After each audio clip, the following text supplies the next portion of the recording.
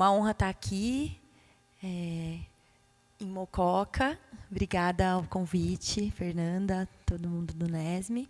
Falar sobre adoção, para mim, é um tema muito caro, né? E a chegada da minha filha, que é a Maria Vitória, aos 9 meses de idade, que inaugurou essa grande pesquisa, né?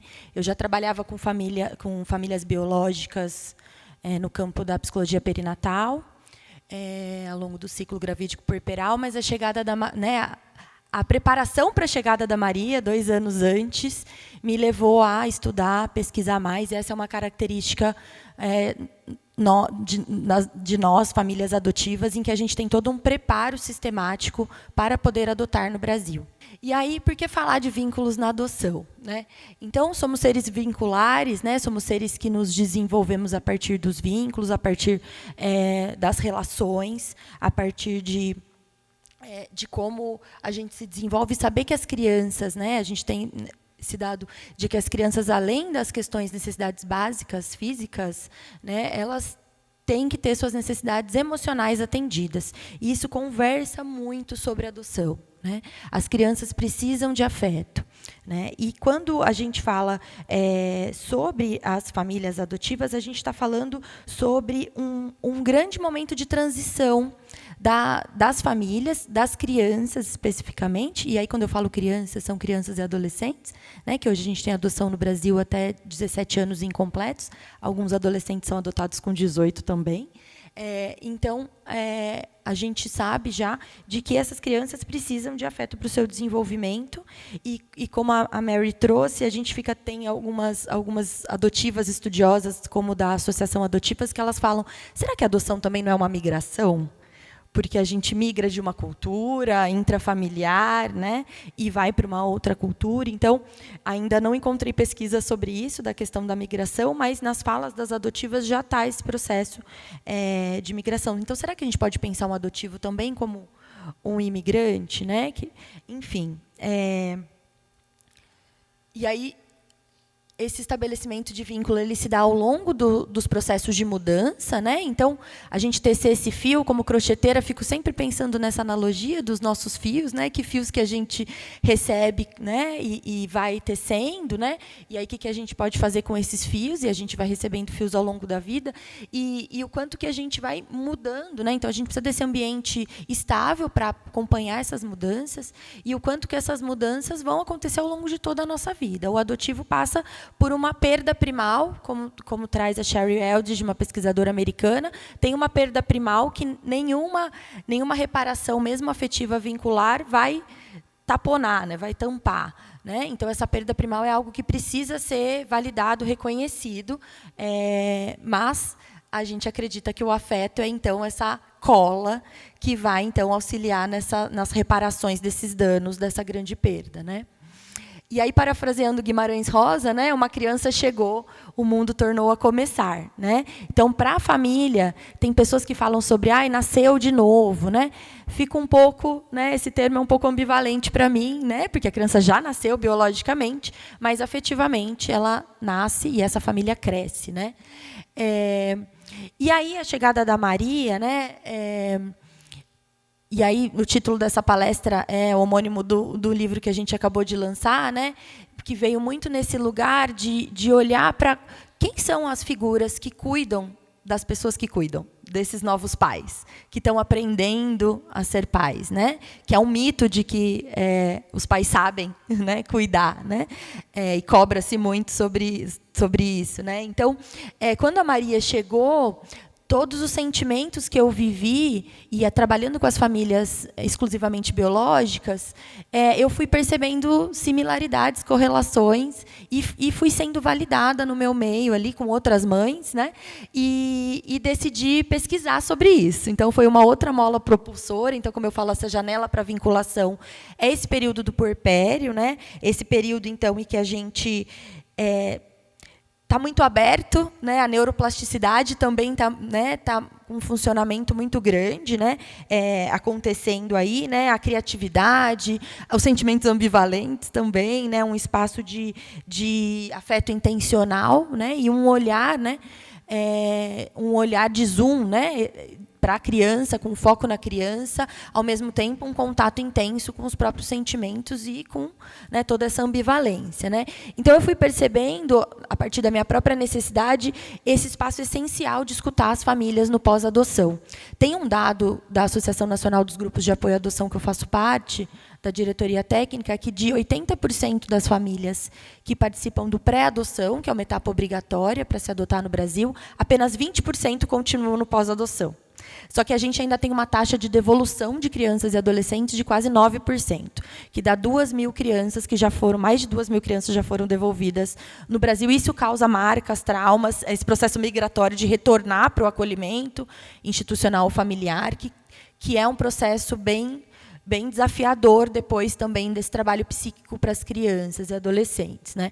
Então, o quanto que quando a gente cuida dessas famílias logo no início desse puerpério, logo no início desse pós-adoção, a gente também pode evitar que essas devoluções aconteçam, porque as famílias se sentem ocultadas, silenciadas, não validadas. Mas você não queria adotar? Ah, mas você ficou tanto tempo na fila, agora você está reclamando? Né? Socialmente é um pouco dessa cobrança, né? E aí eu fui pesquisar, então, fiz um mestrado na UFGD, no Mato Grosso do Sul. Esse artigo que eu apresentei em Coimbra é um dos resultados disso, né? Então, de reunir estudos nacionais e internacionais de que a chegada dos filhos, independente da via, envolve um processo intenso de adaptação psicoemocional, social, conjugal, relacional, né? Similar, né? Muito correlacionado ao puerpério biológico. E aí, nesse estudo, eu fui, então, conversar com... Eu consegui, né, entrevistar 11 mães adotivas no primeiro ano da adoção, com crianças de 0 a 11 anos incompletos. E essas mães trouxeram, além da avaliação da saúde emocional que eu fiz com o instrumento, com o DAS, 21, elas trouxeram nos relatos essa ambivalência, essas ondas emocionais ao longo do primeiro ano, né? Então, isso a gente foi, a partir da teoria, correlacionando com o puerpério. É o primeiro estudo no Brasil brasileiro que traz essa correlação com o puerpério. E as famílias, quando a gente foi, né, trazendo também esse retorno, elas falavam, nossa, que alívio saber que o que eu sinto né, outras pessoas também sentem, né? E está tudo bem, né? É um processo de adaptação muito amplo, porque se fala muito da adaptação da criança, do adolescente. Mas e esses pais? Né, que tem a adaptação do trabalho, a adaptação da rotina, a adaptação do sono. E essas famílias, então, foram trazendo que, nesse pós-adoção, era muito intenso. Em alguns momentos, eles se sentiam muito bem, muito felizes. Em outros momentos, muito ansiosos. Com as alterações que eu estudei, foi ansiedade, estresse e depressão. E eles falavam, nossa, não estou me reconhecendo. Será que não estou gostando? Será que, né, eu não vou conseguir, né, vivenciar isso? Né? Algumas mães falaram para mim, se você tivesse me entrevistado 2 semanas antes, eu estaria com tudo isso gabaritado, né? Todas as alterações emocionais. Então, mostra que também é muito dinâmico. Né? E aí, a partir de recursos também internos e externos, essas famílias vão conseguindo se regular, mas isso também não é garantido. Então, esse apoio tem que ser contínuo. Né? Então, tem que ser um direito da família, né? De ter esse acompanhamento para garantir o direito da criança e adolescente desse apoio especializado e de conviver em família. Como traz o Schettini, que é um grande estudioso no campo da psicologia da adoção, os 2 primeiros anos são os mais desafiadores. E ele fala que é o período da adaptação, então que a família tem que se preocupar com o boletim do afeto, boletim do vínculo, porque as famílias, quando a criança chega, se preocupam muito, vou colocar na melhor escola, né? Bilíngue, né, para garantir todas as perdas ou todas as dificuldades que essa criança já teve, por exemplo, no ambiente escolar, e para mostrar que eu estou cuidando bem. Mas isso geralmente é um tiro no pé, porque para a criança é uma mudança e uma cobrança muito alta no momento em que ela está se adaptando a coisas básicas. Onde fica a geladeira? Posso abrir a geladeira? Né? Eu não convivo mais numa casa-lar com 8 a 20 crianças. Eu não tenho um cuidador a cada dia, eu tenho mesmo, eu tenho novas regras, um novo ambiente escolar, novos horários, novo clima, né? Então, são muitas mudanças que vão trazendo com que as crianças precisem se adaptar, e o vínculo é essa grande cola e mola propulsora.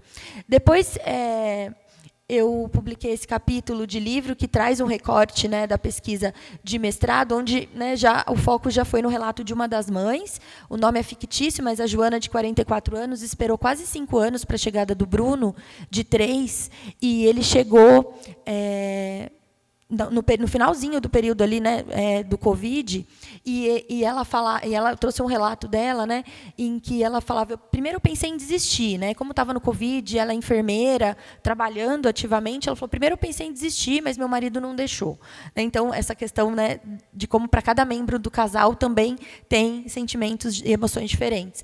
E ela falou, quando ele chegou, o Bruno foi bem intenso nos primeiros dias, foi bem desafiador. Ele veio no susto, eu não estava preparada, né, e eu pensei em desistir mesmo, fiquei abalada psicologicamente, tive Covid, emagreci, né? Então essas alterações, inclusive físicas, né, fisiológicas, são percebidas pelas famílias e tem um estranhamento muito grande. Mas eu não gestei, eu posso sentir essas alterações? Né? Então, fica sempre essa dúvida e essa pergunta. Né? E ela fala, tive sinusite, rinite, então essas questões fisiológicas, na verdade, imunológicas, também são bastante impactantes, né, para as famílias. E como traz, né, como já canta o Lulu Santos, né, nada do que foi será, de novo do jeito que já foi um dia. Né? Então, a chegada da criança é isso. Né? Tudo que eu era apegada, vão ter mudanças muito significativas, e isso para as famílias precisa tempo, né, para se adaptar a isso. E aí a gente se conecta ao pressuposto da Lei da Adoção, né, a UECA de 1990 e a Lei da Adoção de 2009, que é garantir famílias para as crianças e adolescentes e não crianças para os pretendentes. Esse é o pressuposto. E quando a gente muda essa lógica, a gente se coloca em função do afeto, do vínculo e do desenvolvimento das necessidades básicas das crianças, de acordo até com a Constituição Federal, o artigo 227, de que é dever da sociedade, do Estado, da comunidade garantir o pleno desenvolvimento, bem-estar, convivência familiar, comunitária e social das crianças e adolescentes. Então, quando a gente fala de adoção, por mais que seja um gesto lindo, né, ele não é caridade, adoção não é caridade, adoção é via de parentalidade e é muito desafiador. Não é um gesto benevolente, nós, famílias adotivas, não vamos direto para o céu, muito pelo contrário, é muito desafiador, é muito intenso, é muito transformador e é uma falha nossa enquanto sociedade. É uma marca que nós, enquanto Estado, nós todos, estamos falhando com as políticas públicas, com as famílias de origem. Porque se as políticas públicas estivessem funcionando adequadamente, não precisaríamos ter adoção no Brasil, como não temos em outros países. Então, a adoção é fruto de uma grande desigualdade social e é muito comum as famílias também trazerem nos atendimentos. Aqui eu trago o meu olhar ele é multifacetado, né, como psicóloga, como doula de adoção, né, que eu vou falar um pouquinho mais, mas e como mãe, né, que isso também não se descola da minha vivência, mas a gente, então vou me colocar nisso, a gente sente muita angústia de pensar, será que se tivessem sido feitas e realmente aplicadas políticas públicas, minha filha não precisaria ter saído da sua família de origem e vivenciar essa ruptura e essa perda primal tão significativa? Ao mesmo tempo, eu a amo muito, ela é minha filha, né? Então é uma ambivalência também muito grande sobre essa identidade materna, né? Então isso eu encontrei na pesquisa, as famílias compartilhando essa ambivalência de identidade, de culpa, ao mesmo tempo, será que né, essas falhas que estão em mim, enquanto, né, entre eu e o outro, né, enquanto sociedade, ao mesmo tempo, um grande desejo de cuidar, de parentar, de amar, né, e de que dê certo. Mas o que é dar certo na parentalidade? O que é dar certo na adoção? Né? Meu marido está ali, minha família, minha sogra e meu sogro. Então, eu fico sempre muito emocionada, né? Essa Maria pequenininha, quando ela chegou aos 9 meses, né?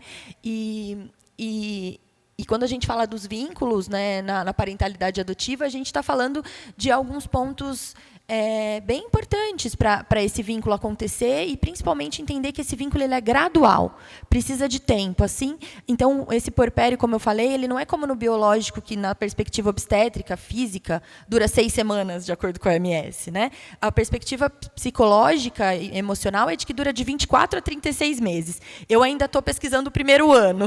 Né? Espero um dia ainda conseguir pesquisar mais a longo prazo. No doutorado também estou pesquisando a correlação da saúde emocional com os vínculos, ainda estou na coleta de dados, mas espero depois poder compartilhar com vocês. Mas o que eu já encontrei, né, teoricamente, é de que tem alguns ingredientes aí, características promotoras desse vínculo, né, que é afetividade e senso de humor nas famílias, abertura ao diálogo, flexibilidade, mas tem características desafiadoras também, dificuldade de chamar de pai e mãe, timidez e ciúme, né, algumas características, e de birras também, né. Aqui falando das famílias, né, no nosso trabalho com as famílias, aqui são algumas famílias que eu acompanhei ao longo desses anos, né, e o que a gente também sabe a partir de pesquisas internacionais, espero também um dia poder pesquisar isso aqui no Brasil, é que os pais adotivos também têm uma alteração de ocitocina, né, a partir da interação com seus filhos, né, e isso confirma a construção do vínculo com a experiência relacional. Espero poder um dia também validar isso para os pais brasileiros, né? E o trabalho das doulas de adoção surgiu a partir dessa grande inquietação de querer ampliar essa rede de cuidados e de querer fundamentar uma base para esses profissionais, né? Eu já trabalhava na formação de doulas, e a Mari, que está lá em cima com o filho dela, quando o filho dela chegou, e ela olhou para mim e falou: você está no puerpério. Eu falei: eu preciso pesquisar isso. E ela já é doula de adoção formada nos Estados Unidos, e a gente trouxe essa metodologia para o Brasil, que envolve, então, uma rede de cuidado com uma base de estudo de curadoria de informações sobre a adoção, e que envolve letramento adotivo, racial, afetivo, emocional, né, ferramentas de regulação emocional, e alguns marcos, porque na adoção a gente não tem marcos como a barriga que cresce, né, na gestação biológica. Então, por exemplo, um ensaio, né, de falar seremos pais, só não sabemos quando, para anunciar para a sociedade, para a família, o tecer, né, essa aqui é uma colcha que uma doulanda nossa teceu no tricô ao longo da espera, e o seu bebê chegou logo depois. Os livros, né, que a Marieta e o André ali também e fizeram um ensaio e receberam as suas 2 filhas, né, irmãs.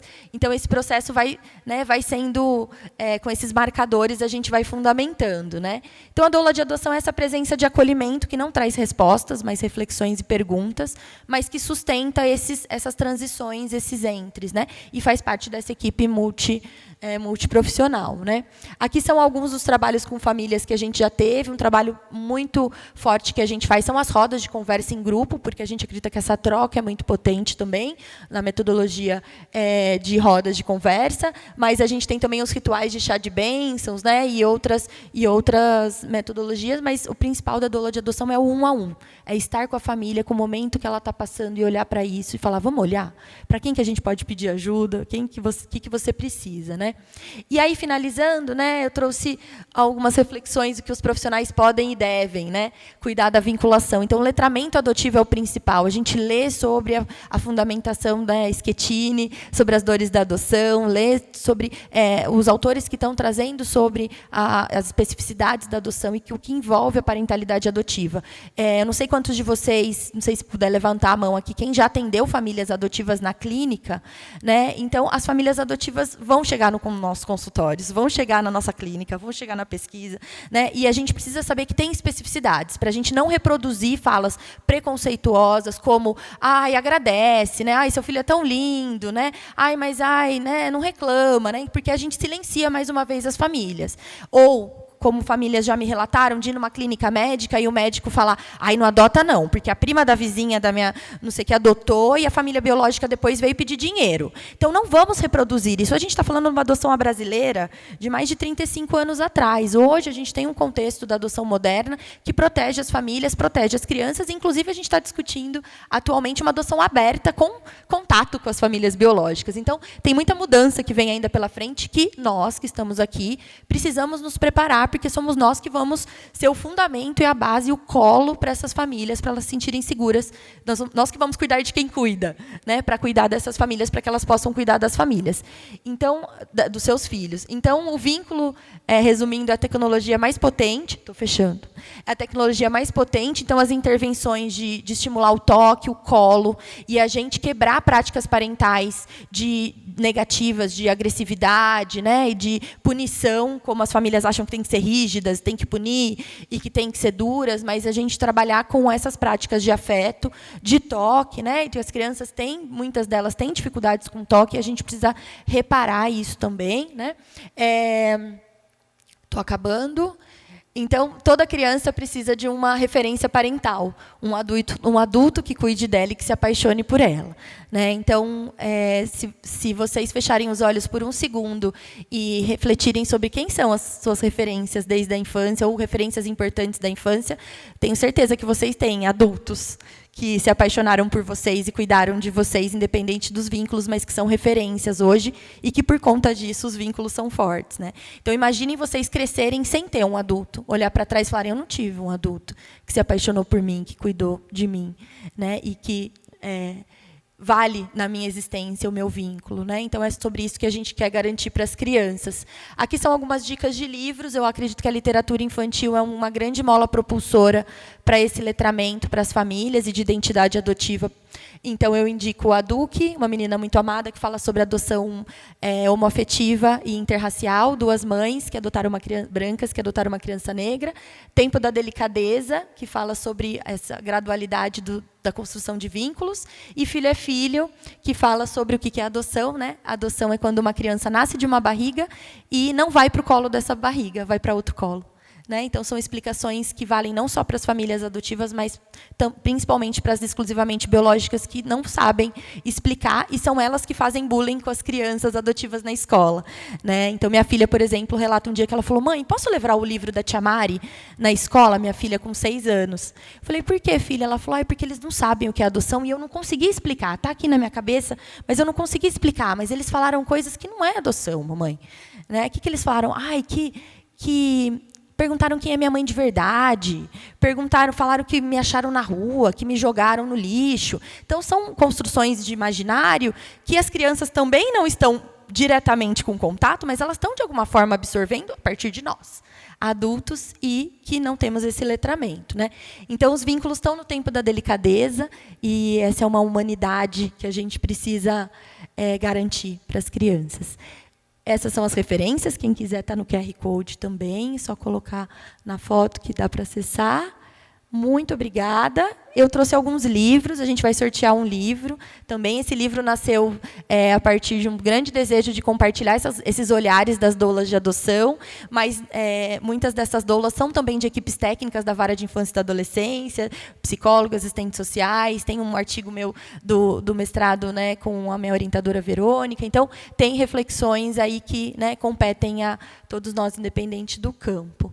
E aí eu queria... Né, que a gente saísse daqui refletindo quais são os seus olhares sobre a parentalidade adotiva, né, e como que a gente pode espalhar esses olhares de uma forma vincular e humanitária. Muito obrigada.